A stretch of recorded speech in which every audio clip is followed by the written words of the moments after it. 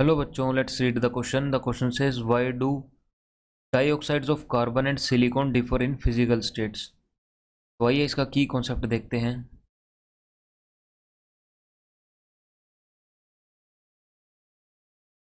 तो हमारे पास इसका की कॉन्सेप्ट होगा physical states of dioxides of carbon and silicon. तो कार्बन और सिलिकॉन के डाइऑक्साइड हैं जो हमारे पास, एक हमारे पास CO2 होगा और सिलिकॉन का हमारे पास SiO2 होता है.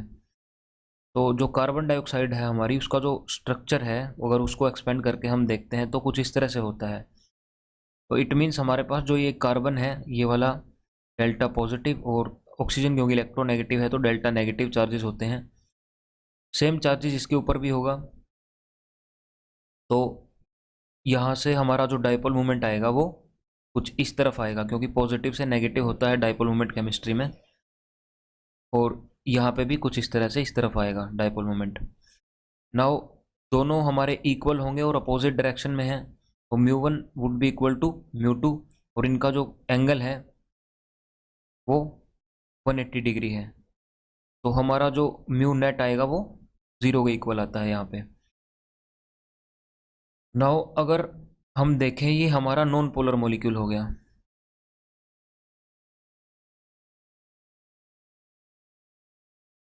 और नॉन पोलर मॉलिक्यूल्स हमारे बीच में सिर्फ जो फोर्सेस बचेंगी that would be van der Waals interactions.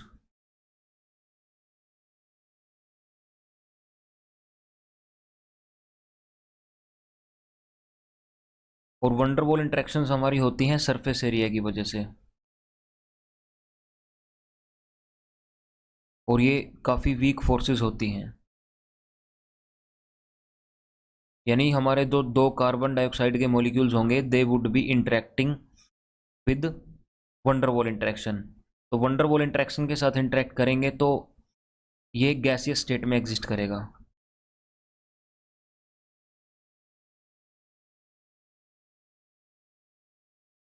तो गैस स्टेट में एग्जिस्ट करेगा रूम टेम्परेचर पे. बट जो सिलिकॉन डाइऑक्साइड है, उसका जो स्ट्रक्चर है वो हमारे पास कुछ इस तरह से पॉलीमेरिक स्ट्रक्चर होता है.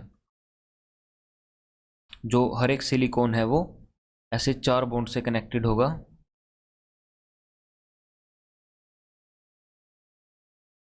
इसको हम कंप्लीट नहीं बनाते हैं.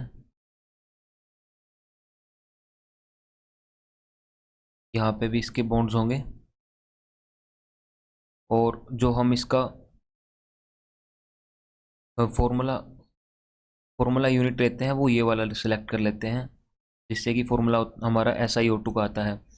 तो इसका पॉलीमेरिक स्ट्रक्चर है, ये हमारा नेटवर्क सॉलिड होगा.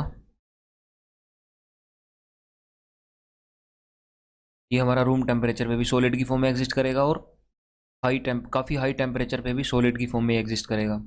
बट जो CO2 है, उसको सॉलिड एग्जिस्ट करवाने के लिए हमें जो टेम्परेचर है वो नेगेटिव में लेके जाना पड़ेगा.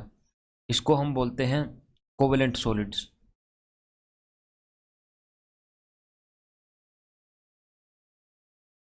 Covalent solid exist as solid